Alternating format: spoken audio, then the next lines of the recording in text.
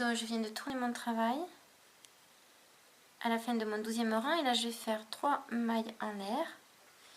Et comme tout à l'heure ici, je vais faire mes 10 brides simples. Donc je vais faire ma maille serrée dans le petit arc précédent. Je fais 4 mailles en l'air. Je fais ma maille serrée dans le deuxième petit arceau du rang précédent. De nouveau 4 mailles en l'air. Et je fais ma maille serrée dans le deuxième arceau du rang précédent, dans le troisième arceau du rang précédent. Et là, je fais hop mes 10 brides simples dans le deuxième grand arceau. Et je recompte. Alors, 2, 4, 6, 8, 10. Et de nouveau, je répète la même chose. Une maille serrée dans l'arceau du rang précédent, 4 mailles en l'air. Et une maille serrée dans l'arceau précédent, 4 mailles en l'air. 3 et 4. Et une maille serrée dans le troisième petit arceau du rang précédent. Et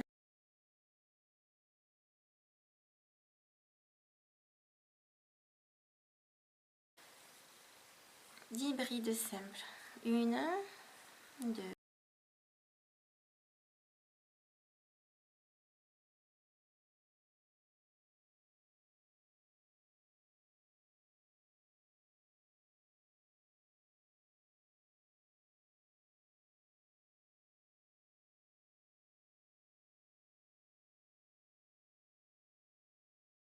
De nouveau, j'enchaîne sur mes 2 arceaux du milieu de mon travail, donc pareil que tout à l'heure.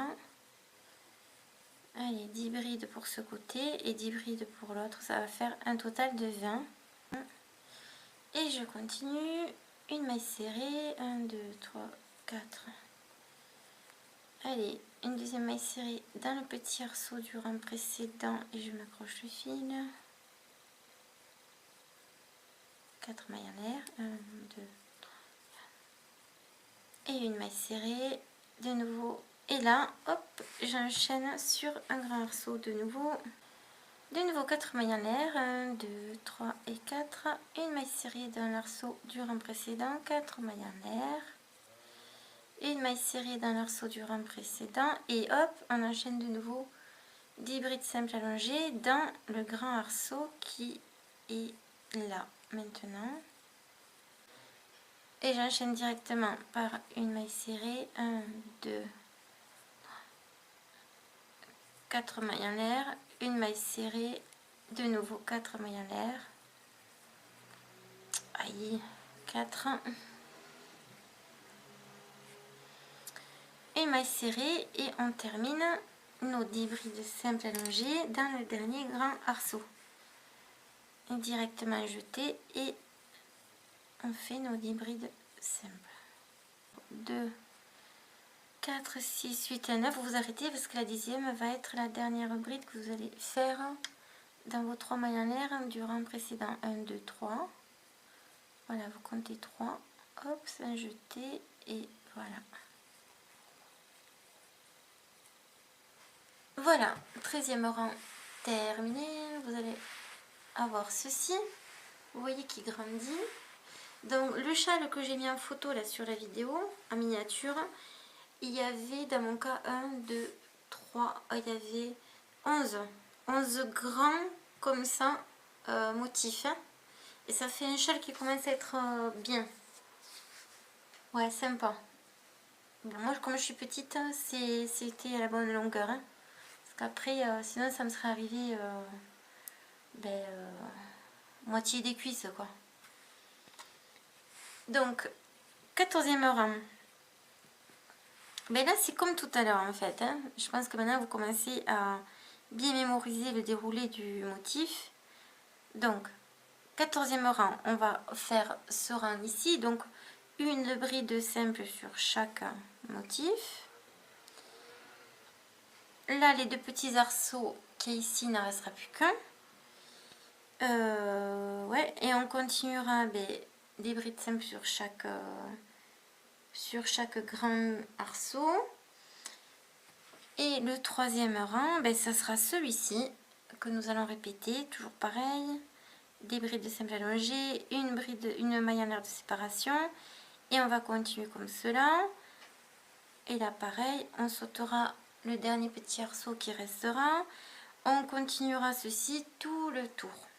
Et une fois qu'on sera au 3e rang ici, bien là je vous montrerai comment moi je termine ce châle. C'est-à-dire que oui, vous pouvez le laisser avec ce dernier rang comme ça sans rien faire de plus, c'est votre choix. Ou vous pouvez choisir de faire une finition comme je vais vous montrer, ou autre chose. On se retrouve pour la dernière partie pour vous montrer les finitions de ce châle. Donc, supposons que vous êtes arrivé à la fin de votre châle. Ici, ce n'est pas mon cas, hein, c'est un échantillon. Vous arrivez à la fin de votre châle, donc vous avez fait 12, 14 fois ce motif entier. 15, 16, ça dépend de votre taille. Donc, vous arrêtez. Vous allez vous retrouver sur ce dernier motif. Vous allez arrêter votre fil. On va venir se positionner. Regardez. Là, on voit bien que c'est l'envers. Donc, je vais aller chercher l'endroit de ces premières de cercle. Et une fois que j'ai trouvé, je vais commencer à faire ma finition de tout le bord. Donc, vous prenez soit le même fil, soit un fil contrastant suivant votre goût. Et vous allez aller chercher la 3e maille en l'air d'ici. Le crochet dans votre maille, vous doublez votre fil. Vous attrapez cette boucle, vous la faites passer dans cette 3e maille en l'air. Voilà, je lâche le petit fil et je fais comme si j'allais faire une maille en l'air avec le bon. Je tire derrière pour serrer. Et là, c'est pareil. Alors, je vais faire un double nœud ici.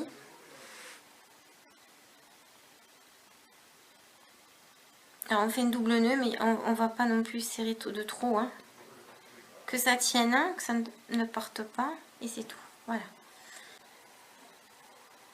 Hop, je plante le crochet dans cet espace. Je ramène le fil. J'ai 2 boucles sur le crochet. Et là, je passe la boucle d'ici, de gauche vers mon côté droit. Voilà. Donc, j'ai déplacé mon fil. Si c'est dans le même temps, ça ne se verra pas. Si c'est dans une autre couleur, ça fera joli quand même. À présent, je vais faire 2 mailles en l'air. 1, 2, qui va me permettre de faire des jolis picots que vous avez sur la photo si vous avez pu agrandir un petit peu le motif. De toute façon, je vais vous le mettre en miniature. Donc, une fois que vous avez vos 2 mailles en l'air, vous allez revenir à la première. Ici, vous piquez votre crochet, vous faites un jeté, vous ramenez dans la première maille et vous allez ramener dans la 2e. Si ça va bien. Oui, alors soit là il y a 2 possibilités. Soit c'est pour faire un petit picot comme ça. Soit ici après entre les 2 points vous faites une maille serrée, c'est beaucoup plus simple. Ok. Soit vous avez la possibilité de refaire une maille coulée de nouveau. Ça va dépendre de votre goût, de ce que vous voulez. Alors, ne pas faire de maille serrée, ça va vous faire un picot. Voilà, c'est beaucoup plus discret ici. Bon, ça c'est vous qui voyez. Moi, j'aime les deux. Bon, admettons, on fait comme ceci.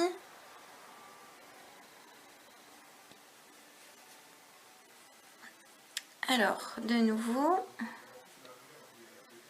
je fais 2 mailles en l'air. 1, 2. Après, je vais de nouveau dans la première maille en l'air.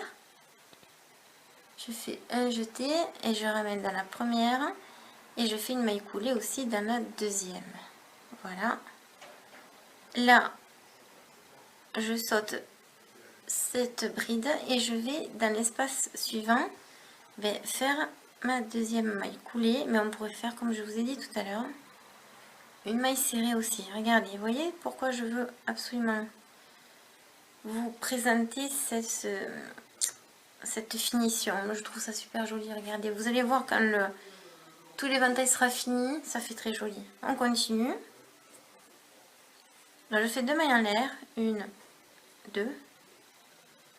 Ok, je pique mon crochet dans la première maille en l'air.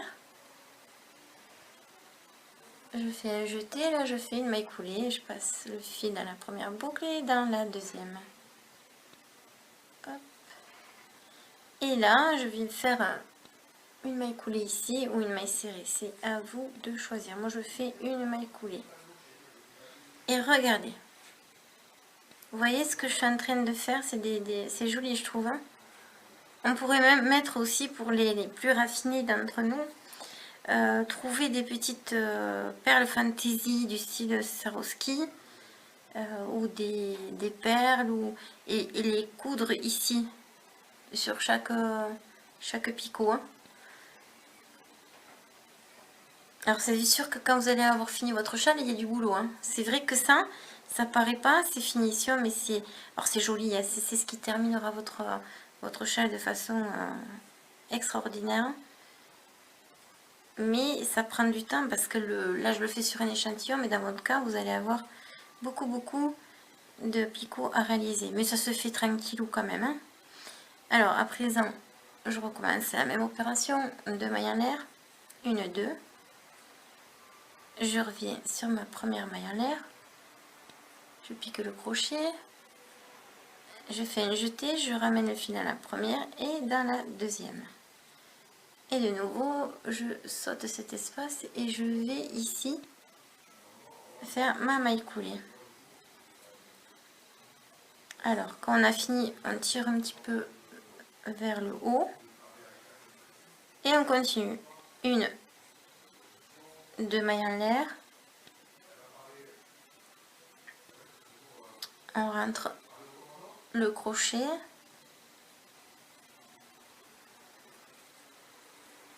Voilà, et on continue comme cela, vous avez compris.